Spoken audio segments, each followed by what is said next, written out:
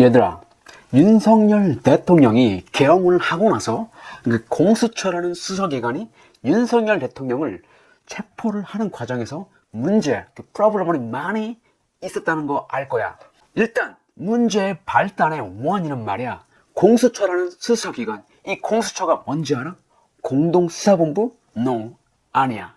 공수처는 고위공직자범죄수사처의 줄임말. 대통령, 국무총리, 그리고 국회의원, 판사 등의 높은 자리에, 즉 하이 오피스의 공무원들의 죄를 수사하는 기관이라고 할 수 있어. 공수처에서는 윤석열 대통령이 계엄을 선포한 것은 국가를 혼란시키는 내란죄라고 판단을 하게 된 거야. 그래서 윤석열 대통령의 내란죄, 이 내란죄를 밝혀내기 위해서 윤석열 대통령을 수사, 즉 인베스티게이션을 하기 위해서 체포를 하러 왔을 때 윤석열 대통령이 refused, 거부를 하게 된 거야. 국가의 수사기관인 공수처가 고위공직자인 대통령을 수사한다고 하는데 왜 대통령이 수사를 거부했을까?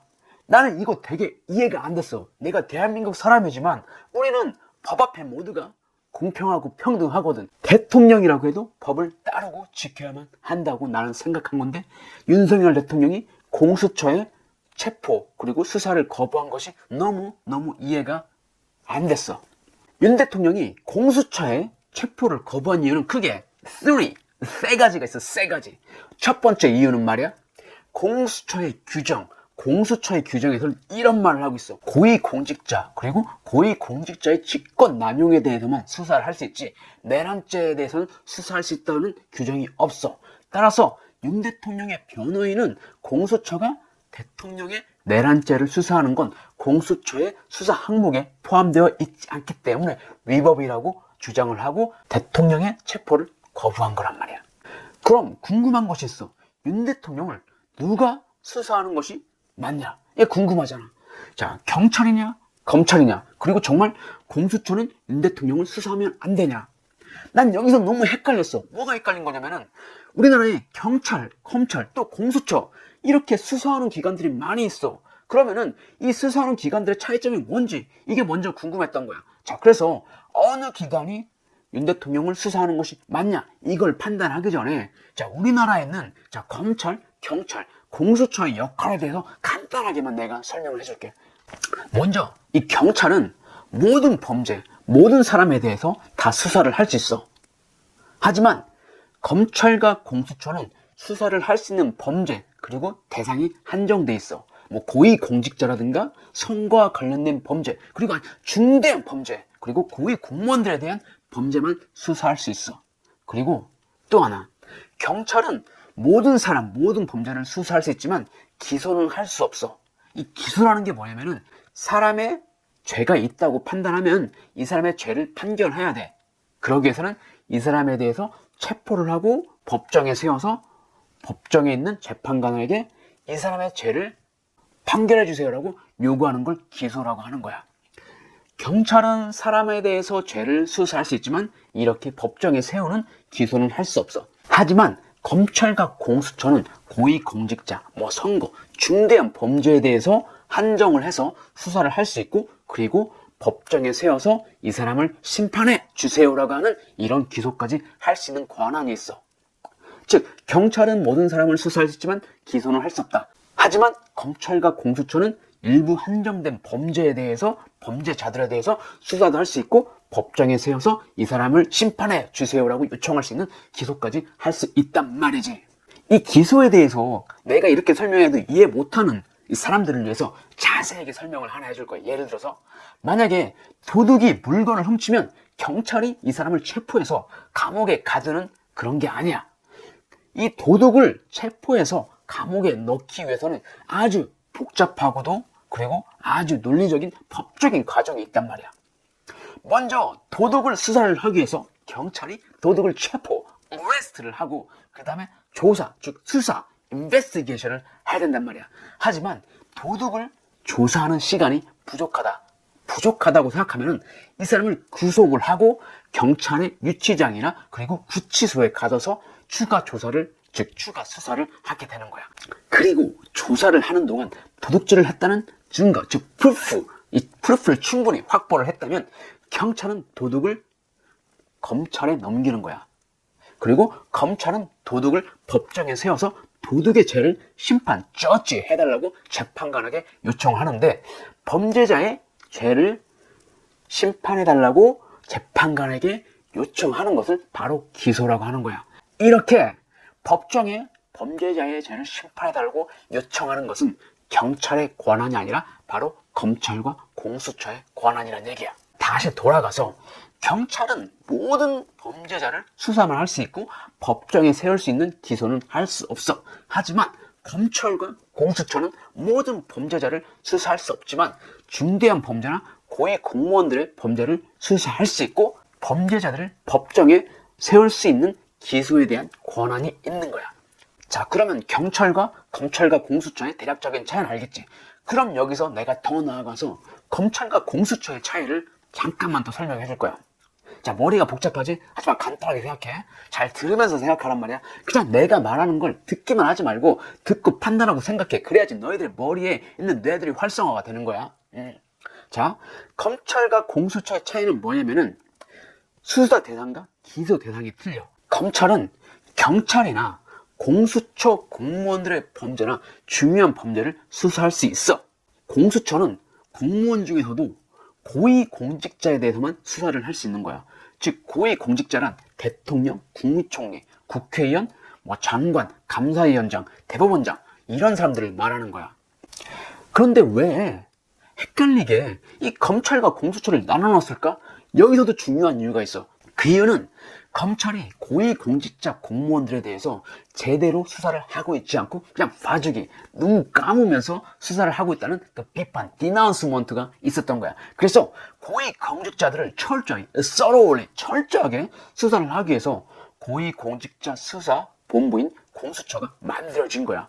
검찰의 권력을 공수처에게 좀 나눠줌으로써 검찰의 권력 남용을 방지하고 검찰 개혁을 하기 위한 목적으로 공수처가 생긴 거라고 보면 돼. 검찰 개혁이 나와서 내가 하는 말인데 검찰 개혁이란 검찰의 권력 남용을 막고 검찰을 견제하는 목적으로 문재인 대통령 때 탄생을 한 거였어. 문재인 대통령이 검찰 개혁을 하기 전까지 한국에서는 이 검찰이란 존재는 모든 사람을 수사할 수 있고 즉 경찰처럼 모든 사람을 수사할 수 있었어. 그리고 모든 사람들에 대해서 기소까지 할 수 있는 권한이 있었어. 즉 수사와 기소 두 가지의 권력을 가지고 있었던 거지. 과거 영화들이나 드라마들을 보면은 검찰은 날아가는 새들도 떨어뜨릴 정도로 한국 최고의 이 authority, privilege, 권력을 가진 조직으로 그려지는 게 바로 이런 수사와 기소 권한을 둘 다 가지고 있었기 때문이야. 그래서 문재인 대통령 때는 검찰 개혁을 시도해서 검찰의 힘을 다른 곳으로 나눠준 거야.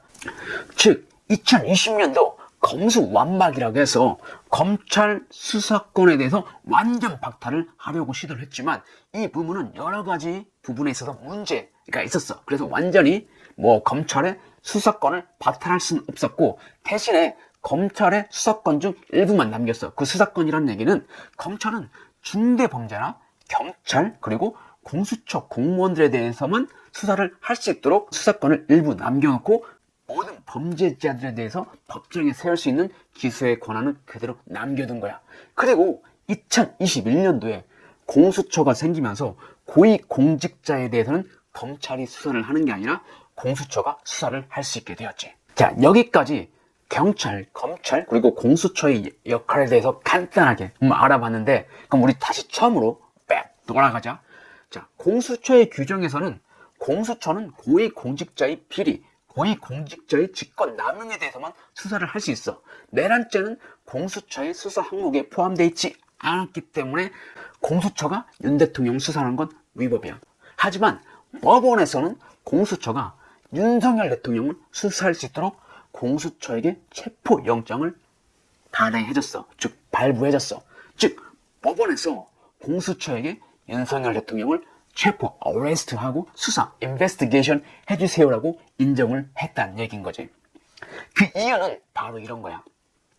공수처는 윤석열 대통령의 내란죄를 수사할 수 없는 것이 맞지만 대통령의 직권남용은 수사할 수 있는 권한이 있어. 그래서 직권남용이란 명목으로 윤석열 대통령을 먼저 수사를 하고 나중에 직권남용과 관련된 관련 범죄로서 내란죄를 밝혀내겠다는 의도가 있었던 거야. 그런데 하나 문제가 생긴 건 뭐냐면은 공수처는 직권남용으로 윤 대통령의 수사를 할 수 있지만 내란죄로 인해서 윤 대통령을 기소하는 것, 즉 법정에 세울 수 있는 건 불가능해. 이건 검찰의 권한인 거야. 그 이유는 공수처가 기소할 수 있는 대상은 고위공직자, 즉 판사, 검사, 고위경찰, 공무원으로 제한이 되어 있기 때문이야. 따라서 이번에 공수처는 윤석열 대통령을 직권남용죄로 수사만 하고 기소는 검찰에게 부탁을 해서 검찰이 윤석열 대통령을 법정에 세우게 된 거야. 다시 정리를 하면 공수처는 내란죄로 대통령을 수사할 수 없지만 직권남용죄는 수사를 할 수 있기 때문에 윤석열 대통령을 직권남용죄로 수사를 하게 된 거야. 그리고 윤석열 대통령이 체포를 거부한 두 번째 이유는 뭐냐면은 법원에서 공수처가 윤석열 대통령을 체포하고 수사를 하도록 체포영장을 발부할 때 하나의 문제가 있었어. 아주 큰 논란이 있었던 거지.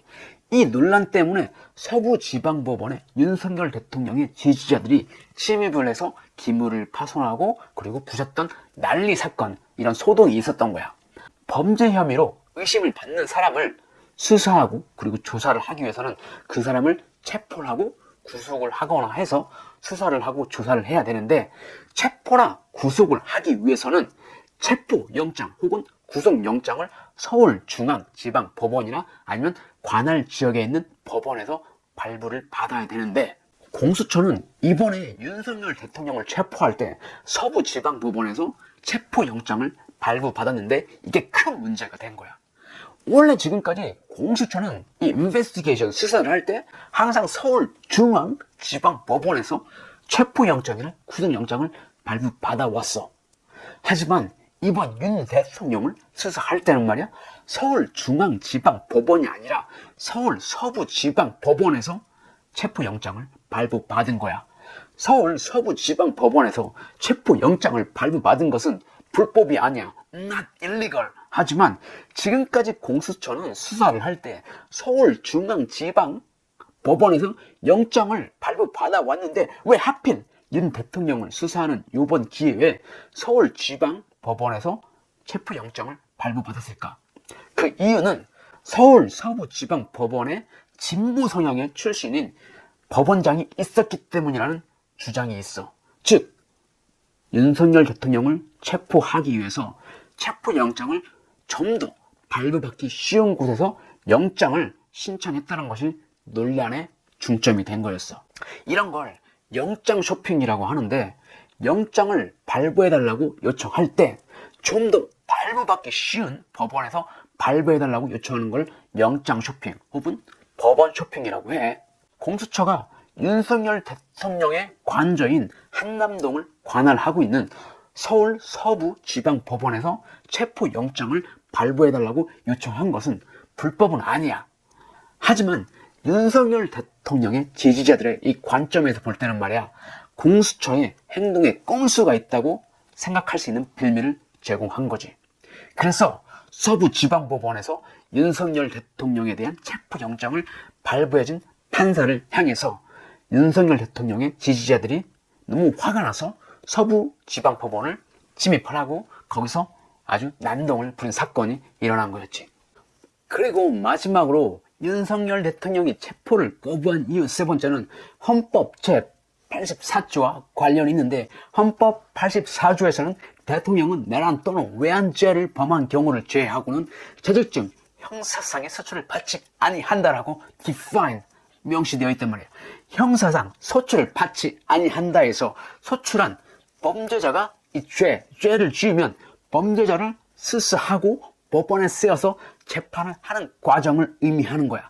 그래서 윤 대통령의 변호인들의 주장은 대통령은 임기 동안에 내란죄와 외환죄를 저지르지 않은 경우 소출을 당하지 않기 때문에 직권남용으로 대통령을 수사하는 것이 위법이라고 주장을 하고 있는 거야.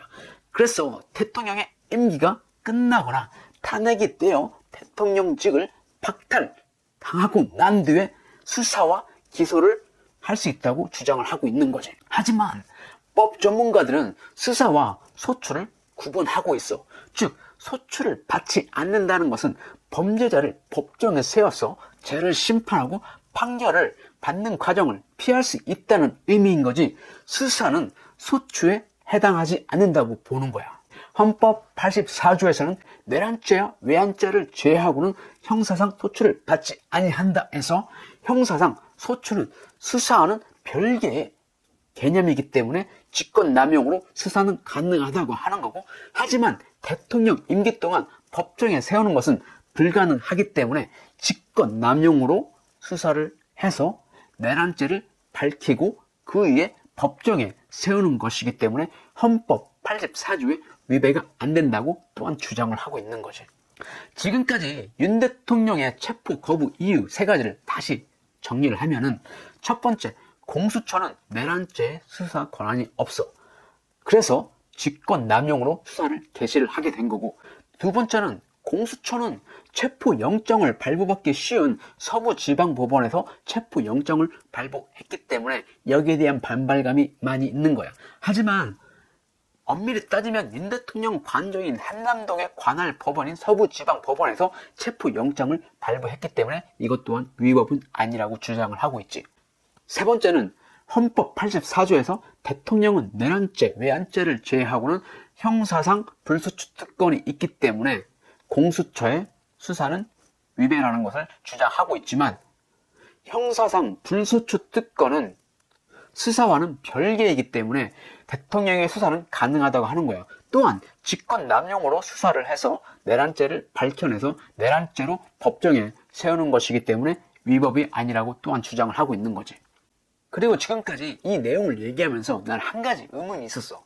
처음부터 경찰이 윤 대통령에 대해서 수사를 할 수 있었다면 어떤 문제도 제기가 될 수 없는 거야. 경찰은 모든 사람들에 대해서, 그리고 모든 죄에 대해서 수사를 할 수 있는 권한이 있기 때문이야. 하지만 경찰은 윤 대통령에 대한 수사에 개입을 하지 않았어. 그 이유는 두 가지가 있는데, 첫 번째, 경찰과 검찰 간의 관계야. 경찰이 만약에 윤 대통령을 수사하게 된다면 영장을 신청해야 되는데 바로 검찰에 신청을 해야 되는 거야. 하지만 지금까지 우리나라의 정서상 경찰과 검찰 간의 관계가 썩 좋진 않아. 때문에 경찰은 자신들이 직접 윤 대통령을 수사하게 되면 검찰로부터 껄끄러운 관계가 발생할 수 있기 때문에 수사에 개입을 하지 않은 거야. 그리고 두 번째는 검찰총장과 그리고 서울청장이 윤 대통령의 계엄 관련돼서 구속이 됐단 말이야. 경찰의 수장이 계엄과 관련돼서 구속이 된 상황에서 경찰이 수사를 하게 된다면 바로 셀프 수사라는 의혹이 제기 때문에 경찰은 윤 대통령 수사에서 손을 떼게 된 거야. 경찰이 윤 대통령에 대한 수사에 대해서 손을 떼고 나서 그 다음에 검찰이 수사를 하려고 했어. 하지만 검찰은 수사를 할 수 없었고 이 수사권을 공수처가 가져가게 됐어. 그 이유는 공수처법상 이런 법이 있어. 공수처는 어떤 사건에 대해서 검찰이나 경찰이 수사를 할 때 그 사건을 공수처에 넘기라고 요구를 할 수 있고, 검찰이나 경찰이 공수처의 요구를 반드시 들어줘야 한다는 강제 규정이 있기 때문이야.